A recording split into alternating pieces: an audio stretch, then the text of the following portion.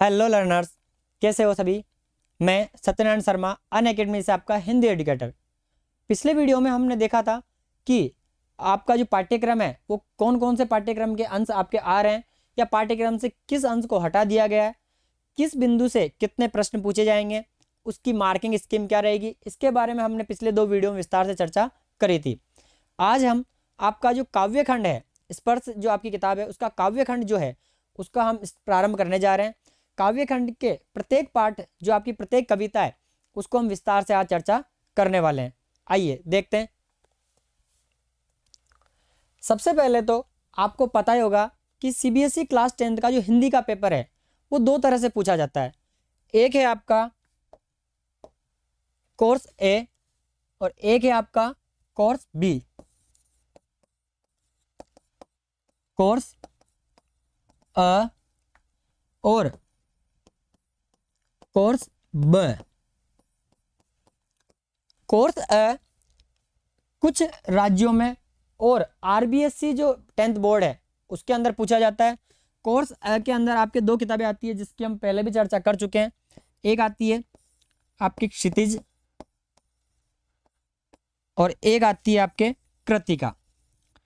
क्षितिज और Kritika RBSC class 10th और CBSE class 10th course अ दोनों में ही पूछी जाती है। इसके भाग 2 पूछे जाते हैं, मतलब क्षितिज भाग 2, कृतिका भाग 2 ये पूछा जाता है। क्षितिज और कृतिका का भाग ए है जो 1 है, भाग 1 है, वो पहले ही कक्षा 9 में आपसे पूछ लिया गया है। कोर्स ब में 2 किताबें आती है, एक आएगी आपके स्पर्श और एक आएगी आपके संचयन। स्पर्श और संचयन के बारे में आज हम चर्चा करेंगे। स्पर्श का भी जो आपका काव्यखंड है, आज हम काव्यखंड को शुरू करने जा रहे हैं। स्पर्श भाग 2 काव्यखंड, उसके अंदर आने वाली कविताओं को हम विस्तार से आज चर्चा करने वाले हैं। आइए पहले आप जो आने वाली जो आपकी स्पर्श की जो कविताएं हैं उन सभी कविताओं को एक बार विस्तार से अपन देख लेते हैं। आपके पहली जो कविता है साकी है जिसके कवि कबीर है। दूसरा जो आपका पद है जो मीरा के द्वारा रचित है। तीसरा है आपका मनुष्यता। मनुष्यता मैथिली शरण गुप्त की रचना है। अगला है पर्वत प्रदेश में पावस जो सुमित्रानंदन पंत की रचना है। तोप आपको पहले ही बता दिया गया, वीरेंद्र डंगवाल की रचना है। कर चले हम फिदा कैफी आजमी की रचना है। और आत्मत्राण रविंद्रनाथ ठाकुर या रविंद्रनाथ टैगोर जी की रचना है, जिसकी हम आने वाले वीडियोस में 1 बाय 1 चर्चा करेंगे। अब देखते हैं आपकी पहली रचना या पहला जो आपका पद्यखंड है उसका जो पहला पद्य है उसके बारे में। पहला जो आपका पद्य है वो है साखी। साखी कबीरदास की एक महत्वपूर्ण रचना है। वैसे कहा जाए तो कबीरदास ने ये रचना लिखी नहीं है। कबीरदास जी के अनुयायी जो फॉलोवर जो रहे, उनके जो शिष्य रहे, उन्होंने उनके द्वारा बोले गए सभी वचनों का जो संकलन किया है उसका नाम है साकी। अगर कबीरदास जी के जन्म के बारे में बात की जाए तो कबीरदास जी का जन्म 1398 में काशी में हुआ था। ये इसलिए बताया जा रहा है क्योंकि आपके कविता जो खंड है उससे भी आपके वस्तुपरक प्रश्न पूछे जाते हैं, तो हो सकता है इसी से ही कोई प्रश्न बन जाए। इनके गुरु की बात की जाए तो इनके गुरु का नाम था रामानंद आचार्य। इनका अंतिम समय इन्होंने मगहर नामक एक वीरान जगह होती है वहाँ पर इन्होंने बिताया था, क्योंकि इन्होंने बाह्य आडंबर धार्मिक जो दिखावा है उसका विरोध किया था। किसी ने इनको ये बोला होगा कि काशी में जन्म लेना या काशी में मृत्यु लेना मोक्ष को दर्शाता है, कि यहाँ पर अगर किसी की मृत्यु हो जाती है काशी में तो उसकी मोक्ष संभव है। तो इन्होंने उसी विचारधारा को तोड़ने के लिए या उसी बाह्य आडंबर को तोड़ने के लिए इन्होंने मगहर नामक वीरान जगह पर अपना जीवन का अंतिम समय बिताया था। और इन्होंने बोला है कि या अगर आपका मन पवित्र है तो सभी जगह आपके लिए काशी है। अगर मन आपका पवित्र है तो सभी जगह काशी है। कहा जाता है कि इनकी उम्र 120 वर्ष के लगभग रही थी। इन्होंने अपना पूरा जीवन काल 120 वर्ष जिया था। उसके बाद मगहर नामक जगह पर इनका जीवन का अंतिम समय खत्म होता है। इन लोगों के अगर पालन पोषण की बात करें तो जुला दंपति, दंपति मतलब पति पत्नी, उनके द्वारा इनका पालन पोषण हुआ था। अब कबीरदास जी की जीवन शैली के बारे में अगर बात करें, क्योंकि इससे भी प्रश्न पूछे जा सकते हैं। कबीरदास एक क्रांतिदर्शी कवि थे, मतलब एक क्रांतिकारी कवि थे, लोगों के अंदर एक क्रांति की विचारधारा लाने वाले कवि थे। इनकी बातों से, इनके शब्दों में एक क्रांति की विचारधारा झलकती है। कविता में गहरी सामाजिक चेतना भी देखी जाती है, क्योंकि इन्होंने समाज के जो बाह्य आडंबर, समाज के पुराने रीति रिवाज, समाज के पुराने परंपराएं, उनका इन्होंने विरोध किया है। इन्होंने धार्मिक जो मूर्ति पूजा है इसका भी खुलकर विरोध किया था। बाह्य आडंबर का सबसे ज्यादा विरोध किया है इन्होंने। उन सभी बाह्य आडंबर का विरोध किया जो धार्मिक आडंबर के रूप में समाज में उस समय विराजमान थे। आत्मा और परमात्मा के विरह मिलन के गीत भी इन्होंने गाए हैं। इन्होंने ईश्वर का विरोध नहीं किया, ईश्वर के नाम पे जो लोग बाह्य दिखावा या बाह्य आडंबर करते हैं उसका विरोध किया है। ये स्वयं भी निर्गुण धर्म परंपरा के कवि माने जाते हैं। और इन्होंने आत्मा और परमात्मा को बताया कि ईश्वर केवल एक है, उसको आप किसी भी रूप में पूजिए, चाहे आप उसको मूर्ति के रूप में पूजो, चाहे आपको उसको चट्टान के रूप में पूजो, या चाहे आप उसको प्रकृति के जो तत्व हैं उनके रूप में पूजो, ईश्वर सभी जगह विराजमान है। शास्त्रीय ज्ञान की जगह इन्होंने अनुभव ज्ञान को ज़्यादा, इन्होंने किताबी ज्ञान को ज़्यादा महत्व नहीं दिया है।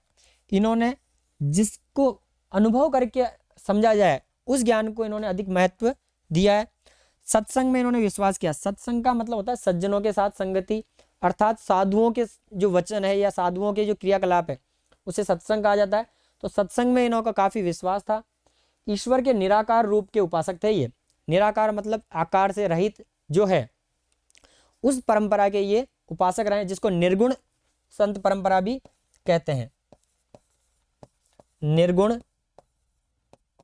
ब्रह्म के उपासक माने जाते हैं। कबीरदास निर्गुण ब्रह्म के उपासक माने जाते हैं। आगे देखते हैं कि इनकी भाषा शैली, और इससे प्रश्न जरूर उठता है कबीरदास जी की भाषा शैली से और मीराबाई की भाषा शैली से अभी लगभग प्रश्न देखे गए हैं। तो इनकी भाषा शैली आपको थोड़ा सा इसका अनुमान होना चाहिए। इनकी भाषा की अगर बात की जाए तो पूर्वी जनपद की भाषा मानी जाती है। पूर्वी जनपद अर्थात भारत को अगर मैं 4 भागों में विभाजित करूं तो ये इधर वाला जो एरिया है इस वाले भाग की इनकी भाषा मानी जाती है। इनों की भाषा लौकिक भाषा है, क्योंकि कबीरदास विचरण करने वाले संत माने जाते हैं। इन्होंने जगह जगह घूम घूम कर लोगों को क्रांति दिखाई, या यूँ कह सकते हैं कि घूम घूम कर पूरे भारत का भ्रमण करते हुए इन्होंने लोगों के अंदर जो बाह्य आडंबर है या धार्मिक जो दिखावा है या पुरानी रूढ़िवादी जो परंपराएं हैं उनसे बाहर निकलने की इन्होंने प्रेरणा दी है। इसीलिए इनकी भाषाओं में आपको अवधी भाषा देखी जा सकती है, राजस्थानी, भोजपुरी, पंजाबी, सभी भाषाओं का मिश्रण कहा भी गया है। इसीलिए इनकी भाषा को एक नाम दिया गया है और इससे संबंधित प्रश्न एमसीक्यूज में टकरा सकता है, वो है पंचमेल खिचड़ी। जरूर लिख लीजिएगा, महत्वपूर्ण बिंदु है ये। कबीर की भाषा को सद्दू कड़ी भाषा भी कहा जाता है, ये भी एक महत्वपूर्ण है। और पंचमेल खिचड़ी जो है वो भी एक महत्वपूर्ण बिंदु है। इन दोनों से प्रश्न टकराने के चांसेस होते हैं। सद्दू कड़ी अर्थात साधुओं की जैसी खड़ी बोली, मतलब लाग लपेट या चिकनी चुपड़ी बातों से इनको कोई मतलब नहीं था। जो बोलना है सीधा बोलना है और सक्षम होकर साक्षात बोलना है। अगर मैं कबीर की रचनाओं की बात करें तो कबीर की जितनी भी रचनाएं हैं वो कबीर ग्रंथावली में संकलित है। कबीर ने स्वयं खुद कुछ नहीं लिखा है, सबसे बड़ी बात याद रखिएगा, कबीरदास जी ने खुद कुछ भी नहीं लिखा है। इनके अनुयायी या इनके शिष्य जो हुए हैं उन्होंने कबीरदास जी के द्वारा जो भी जितना भी इन्होंने वर्णन किया है उसका संकलन करके इन्होंने लिखा है।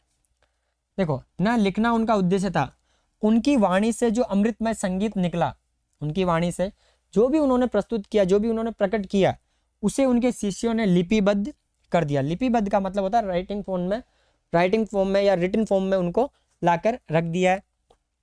बीजक, रमेनी और सबद इनके 3 काव्य संग्रह भी माने जाते हैं।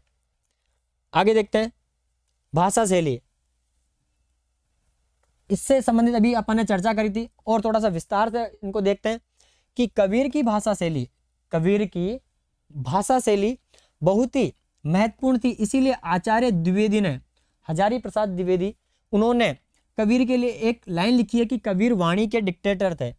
मतलब उन पर वाणी का पूर्ण मतलब कबीरदास जी का वाणी के ऊपर पूर्ण अधिकार था, वो जैसा चाहे उस तरह की रचना वो कर सकते थे। उनका भाषा पर एक जबरदस्त अधिकार था, बड़ा ही कौशल उनका था। सच पूछा जाए तो हिंदी में ऐसा जबरदस्त व्यंग लेखक पैदा ही नहीं हुआ। ये स्वयं आचार्य हजारी प्रसाद द्विवेदी जी ने कबीरदास जी के लिए बोला है। कबीर की भाषा अनगढ़ होते हुए, अनगढ़ का मतलब इसके अंदर शास्त्रीय जो नियम है या व्याकरणिक नियम है उनका प्रयोग नहीं है, बट फिर भी ये हृदयस्थ भावों को व्यक्त करने में पूर्णतया समर्थ है। कि हृदय तक, मतलब इनकी जो रचना है उनको आपको पढ़कर या सुनकर आपके हृदय तक को छू जाने वाली इनकी कविताएं होती है। उनकी भाषा में राजस्थानी, पंजाबी, अरबी, फारसी सभी का मिश्रण आपको देखने को मिल जाएगा। इसीलिए उनकी भाषा को शुक्ल जी ने सद्दुकड़ी कहा। और ये जरूर याद रखिएगा, शुक्ल जी ने इनको, इनकी जो भाषा है उसको सद्दुकड़ी नाम से पुकारा है। निश्चित ही कबीर हिंदी के अमर कवि माने गए और ऐसा कवि आज तक ना तो हुआ है ना ही आगे होंगे। आगे बात करते हैं कि कबीरदास जी की काव्यगत विशेषता, जो उनकी पोएम्स है या उनकी जो रचना है साकी, शबद, रमणी इत्यादि, उसकी क्या विशेषता है, आखिर उसके बारे में भी चर्चा करना जरूरी है। कबीर आत्मविश्वास से भरपूर थे। कबीरदास जी क्या थे? आत्मविश्वास से अत्यंत भरपूर थे। उन्हें किसी चीज़ का डर नहीं था, किसी सामाजिक जो मतलब बंदेज है उनसे वो डरते नहीं थे। वो जो भी बोलते थे खुलकर बोलते थे, इसीलिए उनकी भाषा को सद्दुकड़ी भाषा भी कहा है। देखो, इन्होंने जो कुछ भी लिखा आखिन देखी लगा। आखिन देखी का मतलब होता है जो उन्होंने खुद देखा है उसको लिखा है, सुनी सुनाई बातों पर इन्होंने विश्वास नहीं किया है। इसीलिए कहते हैं ना, कान के कच्चे, जो भी कुछ बोल दिया उसको एक्सेप्ट कर लिया, अरे यार ये तो ऐसा ही हुआ। इन्होंने इस बात पे कभी विश्वास नहीं किया है। इन्होंने जो प्रत्यक्ष देखा है, प्रत्यक्ष को ही इन्होंने वास्तविक माना है। इन्होंने कागज की लेखी नहीं, देखो इन्होंने आंखी ने देखी लिखा है, इसका मतलब जो महसूस किया है वही लिखा है कागज पर, अर्थात यहां पर किस पर बताया, शास्त्रों में वर्णित जो चीजें हैं उस पर इन्होंने विश्वास नहीं किया है, क्योंकि वो भी किसी ना किसी ने लिखी है तो उसने कहीं ना कहीं उसके विचार उसमें मिला दिए हो, ये भी हो सकता है वो पूर्णतः सत्य ना हो, पर जो मैंने देखा है वो तो सच है ना। अगर आपको कोई ये बोले कि यार कल बारिश बहुत तेज हो रही थी, अब वो हो सकता है वो सच भी हो और हो सकता है नहीं भी हो, क्योंकि हो सकता है उसके लिए सच हो पर आपके लिए नहीं हो, और हो सकता है वो झूठ भी बोल रहा हो। परंतु आपके सामने अगर बारिश हो रही है और वो कहे देख बारिश हो रही है, तो उसको तो आपको मानना ही पड़ेगा, क्योंकि वो तो आपके सामने भी हो रहा है। उनका समाज, देखो उनका समाज धार्मिक रूढ़ियों और अंधविश्वासों से ग्रस्त था। उस टाइम का जो समाज था उसमें काफी धार्मिक रूढ़िवादियां या अंधविश्वास थे। अतः इन्होंने समाज सुधार की आवाज उठाई। इन्होंने क्या किया था? समाज सुधार की आवाज उठाई। देखो, कबीरदास जी की चेतना प्रचंड विद्रोही थी। कबीरदास जी के जो मानसिक विचार थे वो अत्यंत विद्रोही वाले विचार उनके अंदर रहे। उन्होंने समाज के उन तमाम अंधविश्वासों का खुलकर विरोध किया है जिसके बारे में लोग उस टाइम बोलना पसंद तक या बोलने की हिम्मत तक नहीं कर पा रहे थे। आगे बात करते हैं उन्होंने पाखंड का मतलब दिखावा, धूर्त, चालाकी और या इत्यादि जो भेष धारण करने वाले हैं उनको देखते ही वे प्रचंड उठते थे। मतलब जो व्यक्ति धार्मिक तौर तरीके या धार्मिक नियमों के आधार पर कुछ दिखावा करता है, कबीरदास जी डायरेक्टली उस व्यक्ति के खिलाफ खड़े हो जाते थे। उन्होंने मूर्ति पूजा का, संप्रदायवाद का, तिलक, माला इत्यादि का डटकर विरोध किया था। जो विरोध उस समय के जो व्यक्ति हुए वो किसी भी उस विरोध का कर नहीं पाए थे। अब बात करते हैं, इससे भी एक प्रश्न जरूर पूछा जाता है, वो वस्तुपरक में भी पूछ सकता है और वर्णनात्मक में भी पूछ सकता है। कबीर की जो साखी है, ये आपका जो आपकी पोएम का जो टाइटल भी यही है।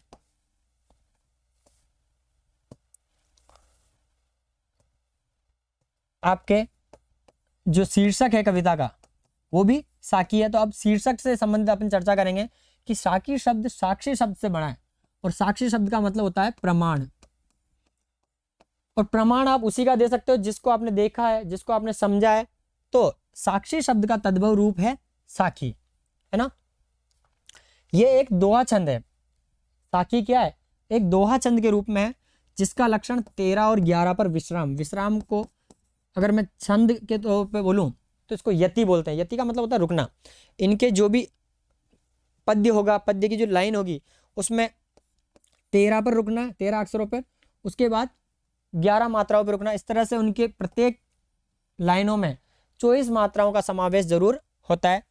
साखी शब्द साक्ष्य से बना है, जिसका मतलब होता है प्रमाण। इन साखियों में सत्य का साक्ष्य दिया गया या सत्य को उद्घाटित किया गया, इसीलिए इसको साक्षी रूप में स्वीकार किया गया है। अब बात करते हैं कबीर की जो आपके यहाँ पर जो साखियां ली गई है, उन्हीं साखियों का थोड़ा सा अपन सारांश देख लेते हैं, फिर इनकी विस्तार से अपन चर्चा करेंगे।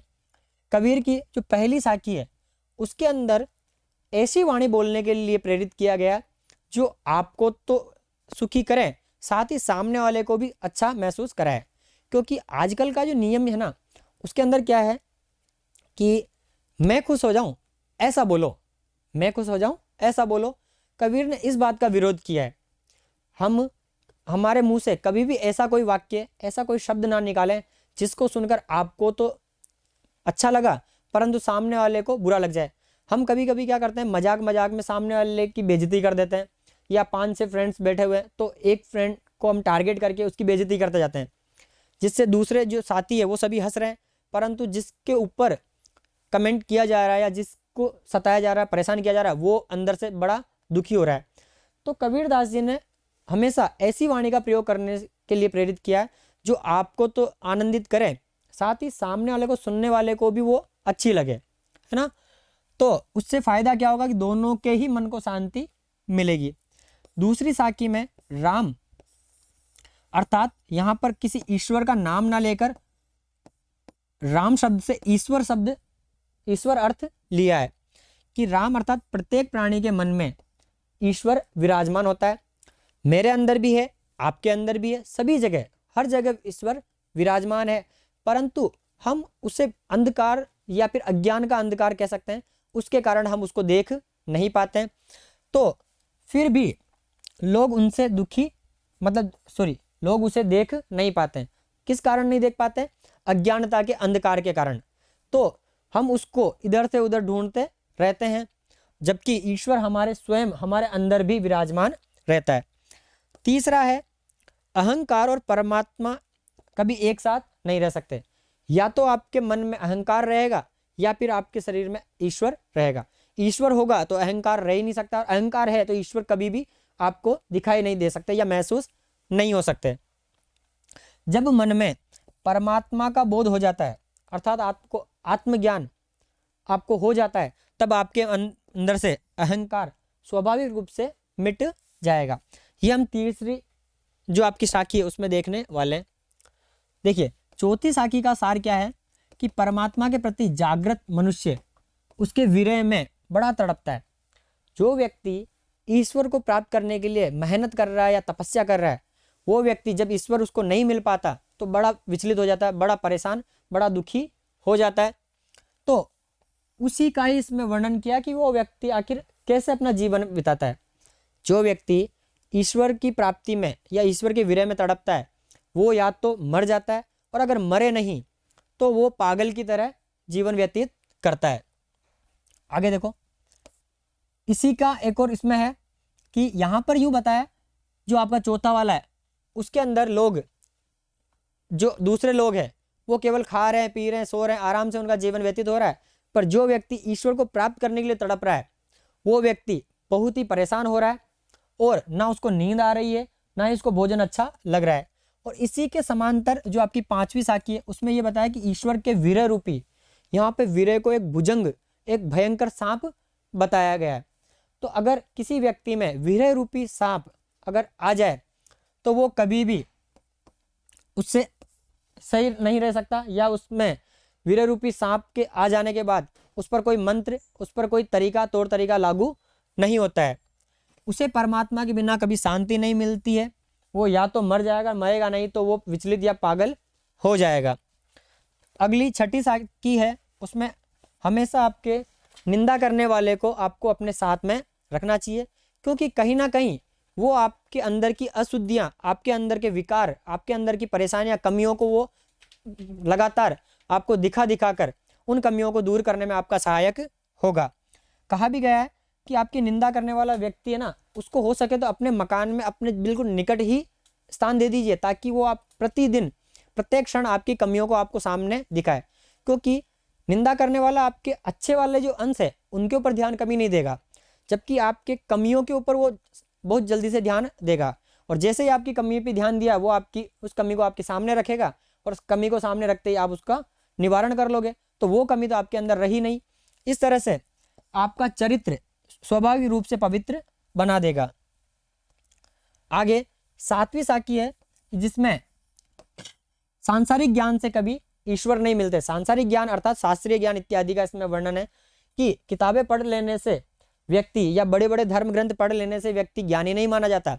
ज्ञानी व्यक्ति तो वही है जो ईश्वर या प्रेम के जो 2.5 अक्षर हैं उनको वो पढ़ ले। प्रेम के जो 2.5 अक्षर है, जिसका बोध जिसको हो जाए, वही उन कबीरदास की नज़र में पंडित अर्थात ज्ञानी माना जाता है। अंतिम साखी जो है उसमें कबीर ने प्रभु प्राप्ति के लिए अपने सांसारिक वासनाओं से जो है उनमें आग लगा दी है। आग लगा दी अर्थात उनसे वो दूर हो गए, उनसे उन्होंने दूरी बना ली है। और अब वे और दूसरे लोग हैं, जो भी लोग उनका अनुसरण करने वाले हैं या उनकी बातों को मानने वाले हैं, उनके भी सांसारिक जो उनके बंधन है या उनके अंदर के जो अज्ञान है उसको वो दूर कर देंगे, ऐसा वो इसमें बोल रहे हैं। अब हम विस्तार से प्रत्येक साखियों का अर्थ जानेंगे कि आखिर कौन सी साखी क्या अर्थ देती है। हमने इसके बारे में पहले समराइज रूप में देखा, अब विस्तार से देखेंगे कि ऐसी वाणी ही बोलिए मन का आपा खोए, अपना तन शीतल करे औरन को सुख होए। अर्थात हमें ऐसी वाणी बोलनी चाहिए जो मन का आपा, आपा अर्थात अहंकार, आपा अर्थात अहंकार, हमें हमेशा ऐसी वाणी बोलनी चाहिए जो आपके मन के अहंकार, आपके मन के अज्ञान को ना झलकाए। आपके मन के अहंकार रहित हमें वाणी बोलनी चाहिए। उसका फायदा क्या होगा? अपना तन शीतल करे, वो आपके मन को तो शांति देगी, आपके तन मन को क्या देगी? शांति देगी। साथ ही औरन, औरन मतलब दूसरे या फिर सुनने वाला, सुनने वालों को भी वो क्या देगी? परम शांति का एहसास कराएगी। तो हमेशा शुद्ध भाव वाली, लोगों को अच्छी लगने वाली वाणी हमारी होनी चाहिए। अगली साखी पे आते हैं। कस्तूरी कुंडली बसे मृग ढूंढे वन माही, कस्तूरी कुंडली बसे मृग ढूंढे वन माही, ऐसे घटी घटी राम है, ऐसे घटी घटी राम है दुनिया देखे नाई। कि कस्तूरी, यहाँ पर एक उदाहरण दिया गया है, उस उदाहरण के माध्यम से ईश्वर कहाँ कहाँ विराजमान होता है इसका कवि ने आपको मार्गदर्शन किया है। तो कस्तूरी एक सुगंधित पदार्थ होता है, कस्तूरी एक सुगंधित पदार्थ है जो कृष्ण हिरण के, मृग, मृग भी कौन सा? कृष्ण मृग, मृग मतलब होता है हिरण, जो काला हिरण होता है उसकी कुंडली में अर्थात नाभि में एक सुगंधित पदार्थ होता है। परंतु उस हिरण को इस चीज का बोध नहीं होता है और वो हिरण उसी पदार्थ को प्राप्त करने के लिए लगातार इधर से उधर भागता रहता है और एक समय ऐसा आता है कि वो स्वयं को ही नष्ट कर देता है।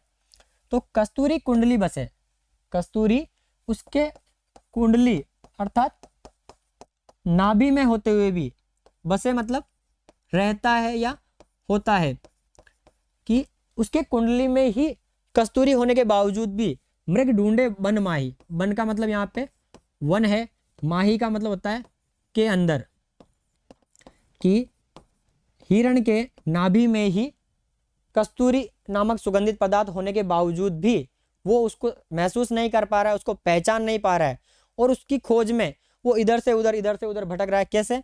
मान लो हिरण इस जगह पे खड़ा है तो उसकी सुगंध की जो सीमा है वो इतनी बड़ी होगी, अब वो इधर जा रहा है तो उसकी सुगंध की सीमा भी इधर बढ़ती जाएगी। इस तरह से वो जिधर जा रहा है उधर ही उसके सुगंध की सीमा बढ़ती जा रही है।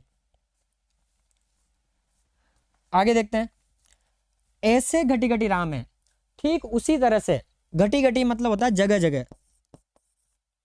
घटी घटी अर्थात जगह जगह, ऐसे ही जगह जगह पर राम, राम अर्थात किसी धर्म विशेष से ना होकर यहाँ पे राम अर्थात ईश्वर लिया गया है। ऐसे ही जगह जगह पर ईश्वर है परंतु दुनिया देखे नहीं।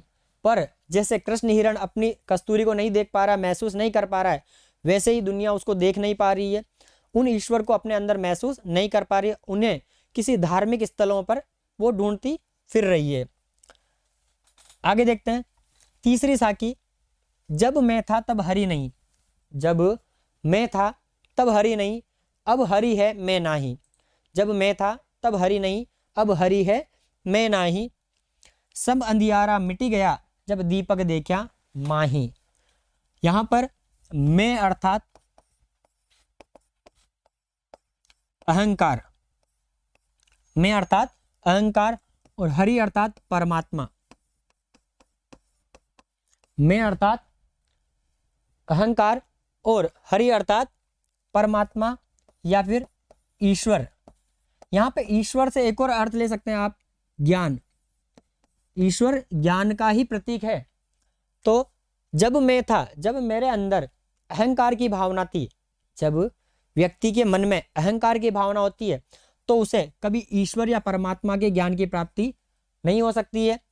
उसी तरह से अब हरि है मैं नाही, परंतु यदि आपके अज्ञानता का जो अंधकार है वो अगर आपके मस्तिष्क से, आपके मन से हट जाए तो आपको हरि की प्राप्ति अर्थात ईश्वर के ज्ञान की प्राप्ति आपको हो सकती है। यहाँ पर भी मैं अर्थात आपको ईश्वर की ज्ञान की प्राप्ति तभी होगी जब आपके मन से मैं अर्थात अहंकार की भावना दूर हो जाएगी। किस तरह से? सब अंधियारा, अंधियारा अर्थात अज्ञानता का अंधकार, सभी अज्ञानता का अंधकार तब मिट जाता है जब दीपक, दीपक मतलब ईश्वर ज्ञान, दीपक प्रकाश का प्रतीक है, और ईश्वर के ज्ञान का प्रकाश जब आपके मन में हुआ, ईश्वर के ज्ञान का प्रकाश जब आपको हुआ, आपके मस्तिष्क में, आपके मन में जब ईश्वर के ज्ञान का बोध हुआ तो ऑटोमेटिकली आपके अंदर का जो अहंकार अज्ञान था वो दूर हो गया। दीपक देखा माही, माही का मतलब होता है मन में। आपके मन में जो ईश्वर के ज्ञान का प्रकाश हुआ तो आपके मन का अहंकार अज्ञान स्वाभाविक रूप से क्या हो गया? दूर हो गया। ये आपकी साखी हुई। आगे देखते हैं,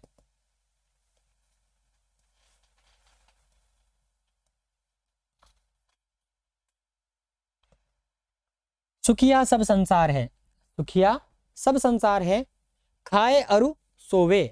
सुखिया सब संसार है, खाए अरु सोहे, दुखिया दास कबीर है, जागे अरु रोवे। तो इसके अंदर एक व्यक्ति है जो ईश्वर को प्राप्त करने के लिए कितना परेशान, कितना विचलित हो रहा है। वो व्यक्ति की जो तुलना है वो संसार के दूसरे व्यक्तियों से की गई है जिनको ईश्वर से कोई मतलब नहीं है, केवल वो खा रहे, पी रहे हैं और आराम से सो रहे हैं। तो इसमें देखिए कि सुखिया सब संसार है, सुखिया अर्थात सुखी, संसार के अन्य सभी प्राणी जिनको ईश्वर से कोई मतलब नहीं है वो अत्यंत सुखी है। क्यों? क्योंकि उनका एक ही काम है, खाए अरु सोवे। सोवे अर्थात सोना, सोना गोल्ड नहीं है, सोना अर्थात नींद लेना, खाए अर्थात खाना पीना करना, और सोना जो दैनिक दिनचर्या है। यहाँ पे खाए और सोए किसका प्रतीक है? दैनिक कार्य, कि वो जो दैनिक कार्य, प्रातः उठना, उठकर अपने जो दैनिक कार्य करना और शाम होते ही वापस रात्रि में भोजन करना और सो जाना, ये जो दैनिक कार्य रूटीन है, डेली रूटीन, उसको करने में जो बिजी है, जो व्यस्त है, वो सभी क्या है? सुखी हैं। जबकि दुखिया दास कबीर है। यहाँ पर कबीर दास ने स्वयं को क्या बताया?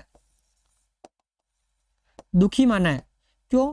क्योंकि वो ईश्वर को प्राप्त करने के चक्कर में या ईश्वर को प्राप्त करने के लिए ना सो पा रहा है, ना ही वो भोजन इत्यादि कर पा रहे हैं।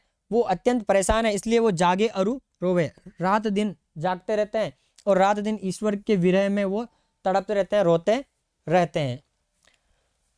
आगे देखिएगा कि विरह भुवंगम, भुवंगम शब्द का अर्थ यहाँ पर भयंकर सांप लिया गया या भयानक।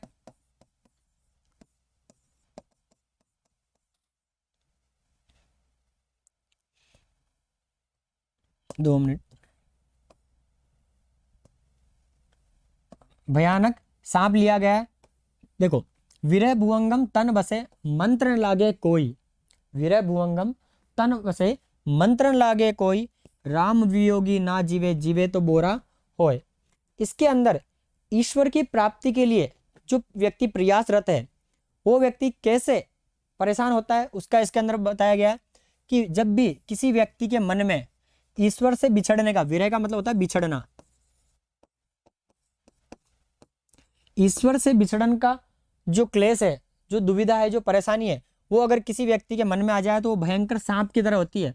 क्योंकि जो भयंकर सांप होता है उसके एक बार काट लेने के बाद किसी व्यक्ति पर कोई मंत्र इत्यादि लागू नहीं होता है, उसका कोई प्रभाव नहीं होता है। इसी तरह से विरह रूपी जो सांप है उसके एक बार किसी व्यक्ति को काट लेने के बाद उस पर और कोई मंत्र लागू नहीं होता है।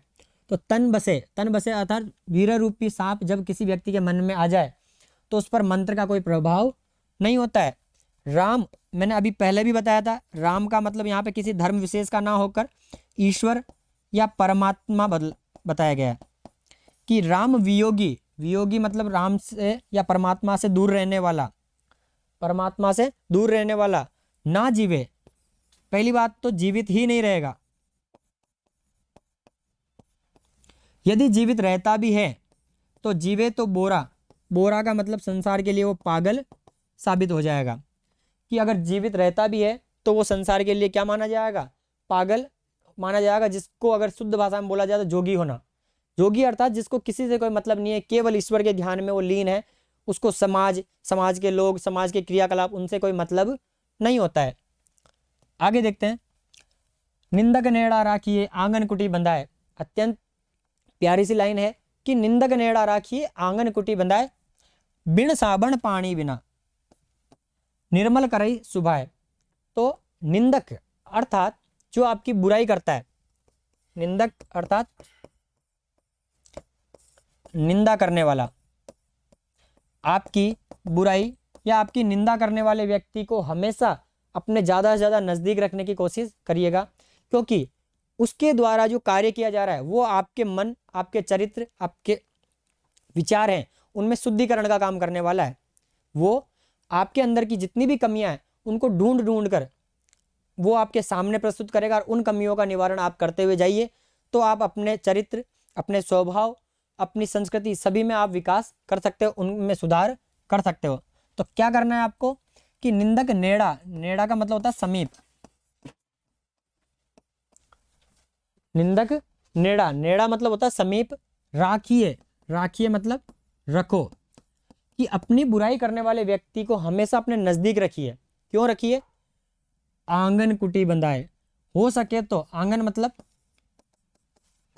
आपके घर के जो आंगन है उसी में ही उसको कुटी, कुटी अर्थात घर या झोपड़ी या कुटिया,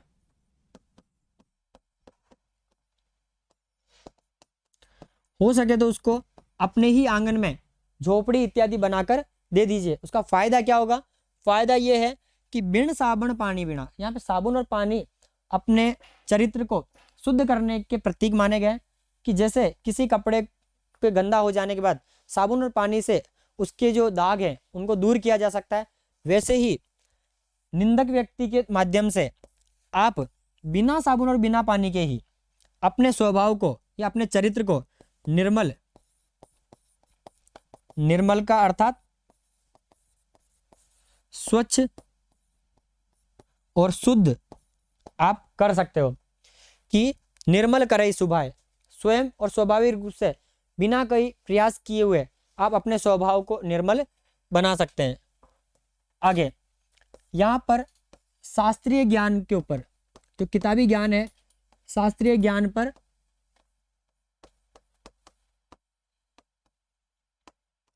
व्यंग्य किया है।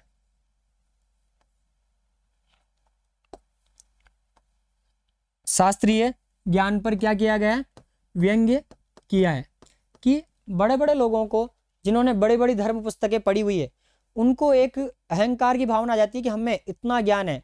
तो कबीरदास जी ने उस तमाम ज्ञान को इन्होंने व्यंग्य के रूप में बताया कि पोथी पढ़ी पढ़ी जग मुआ, पढ़ी पढ़ी अर्थात पढ़ पढ़कर,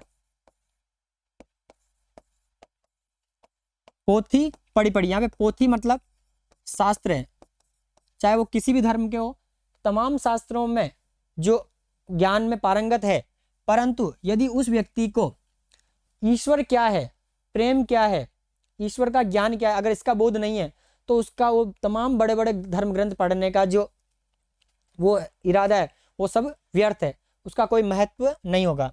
तो कैसे बताया इन्होंने कि पोथी पढ़ी पढ़ी जग मुआ, मुआ मतलब मूर्ख या लोग भी ले सकते हैं, कि पोथी पढ़ पढ़कर बड़े बड़े लोग, पंडित भयानक हो, यहाँ पे पंडित अर्थात चोटी वाले महाराज जी नहीं है, यहाँ पे पंडित अर्थात विद्वान, यहाँ पर पंडित सबसे विद्वान लिया गया है कि पोथी पढ़ी पढ़ी जग मुआ, पंडित भयानक होई, कि जिसने बड़े बड़े धर्म ग्रंथ पढ़ लिए, परंतु बड़े बड़े धर्म ग्रंथ पढ़ लेने से कोई भी बड़ा पंडित या विद्वान नहीं हो जाता है, कोई भी बड़ा विद्वान या पंडित नहीं हो जाता है। कैसे?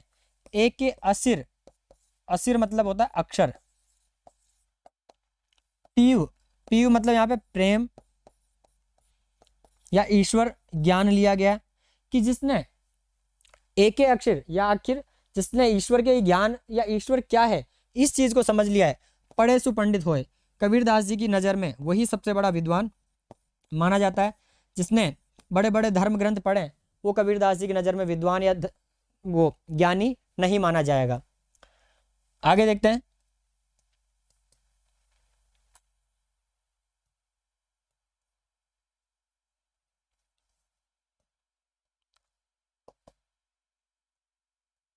देखो, हम घर जाड़िया आपना, ये कबीरदास जी की एक अंतिम साखी है जिसमें ये बताया गया है कि शास्त्रीय ज्ञान का क्या महत्व होता है और उससे किस तरह से आप अपने चरित्र का निर्माण कर सकते हैं, और धर्म ग्रंथ का जो ज्ञान है उससे आप किस तरह से अपने चरित्र का शुद्ध निर्माण कर सकते हैं। देखो, हम घर जाड़िया आपना, जाड़िया का मतलब यहाँ पर जलाना होता है कि हम घर जाड़िया आपना, लिया मुराड़ा हाथ, अब घर जाड़ो ताश का, अब घर जाड़ो ताश का जो चले हमारे साथ। यहाँ पर यह बताया गया है कि हमसे यहाँ पे कबीरदास जी ने स्वयं का लिया है, हमसे यहाँ पे कबीरदास जी ने स्वयं को बोला है कि मैंने अपना ही घर जला दिया है। अब अपना घर जलाने का मतलब ये नहीं कि स्वयं की प्रॉपर्टी को डैमेज कर दिया है, यहाँ पे अपना घर जलाने का मतलब है अज्ञानता, अंधविश्वास का जो घर जो बना हुआ था, घर अर्थात चार दीवारें, कि व्यक्ति तब तक किसी बाहरी चीज को नहीं दे सकता जब तक उसके अंदर का अहंकार या अज्ञानता के जो दीवारें हैं वो दूर नहीं होगी, या अज्ञानता की दीवारें हटेगी नहीं, तब तक वो बाहर वास्तविकता क्या है उसको नहीं देख पाएगा। कैसे? जिस तरह से घर के अंदर बैठा हुआ व्यक्ति बाहर क्या हो रहा है वो नहीं दे सकता, उसी तरह से एक व्यक्ति जब तक अज्ञानता के घर से बाहर नहीं निकलेगा तब तक वो वास्तविक ज्ञान को नहीं पहचान सकता। तो कबीरदास जी ने स्वयं के घर अर्थात अज्ञानता का घर, अज्ञानता का जो घर है उसको ही जला दिया है, मतलब उनके अंदर के जो अंधविश्वास, बाह्य आडंबर, इन सभी को उन्होंने जला दिया है। लिया मुराड़ा हाथ, यहाँ पे मुराड़ा अर्थात मसाल है, मसाल को आप जोत भी बोल सकते हो, चिमनी बोल सकते हो। तो इसमें मसाल अर्थात ज्ञान के प्रकाश की मसाल, कि ज्ञान रूपी मसाल उन्होंने हाथ में लेकर अपने मन का जो अहंकार अज्ञान था उस रूपी घर को उन्होंने जला दिया है। और अब घर जाड़ो ताश का, ताश मतलब दूसरा, अर्थात अब मैं उन तमाम व्यक्तियों के अज्ञान को भी दूर कर दूंगा जो मेरी बातों को क्या करेगा, अनुसरण करेगा, जो मेरी बातों को फॉलो करेंगे। मैं उन सभी तमाम लोग हैं समाज के, उन तमाम व्यक्तियों के अहंकार अज्ञानता को मैं दूर कर दूंगा। केवल क्या करना होगा, जो मेरी बातों का अनुसरण करेगा। जे चले हमारे साथ ही, साथ का मतलब मेरी बातों को मानते हुए उनका अनुसरण करते हुए जो व्यक्ति आगे बढ़ेगा, उन तमाम व्यक्ति जीवधारियों का मैं अज्ञान को दूर कर दूंगा। तो इस तरह से ये रही हमारी कबीरदास की साखियां। कबीरदास जी की जो ये पाठ हमने पढ़ा, इसके कुछ की पॉइंट्स अपन लिखने वाले हैं। पहला जो है, इन्होंने समाज के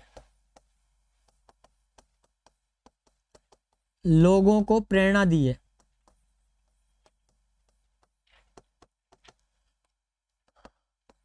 दूसरा, शास्त्रीय ज्ञान की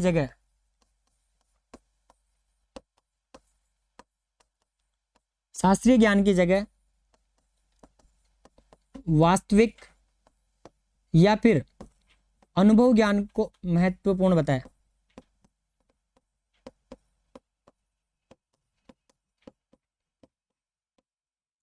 अनुभव ज्ञान को महत्वपूर्ण बताया। तीसरा,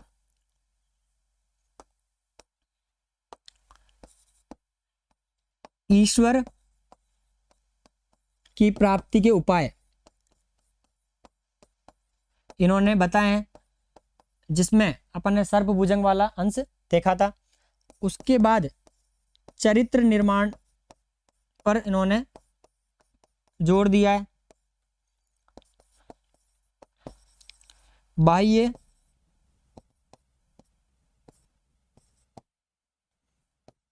आडंबरों का विरोध किया है।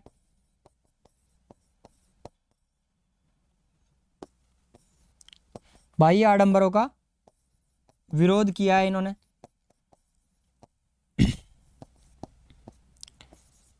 अज्ञानता का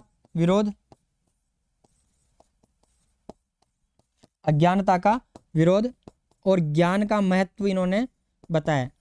तो ये आपके कबीरदास जी का जो साखी नामक जो आपका अंश था, उसके कुछ की पॉइंट्स हैं जो आपके एग्जाम में काफ़ी महत्वपूर्ण और काफ़ी सहायक सिद्ध होने वाले हैं।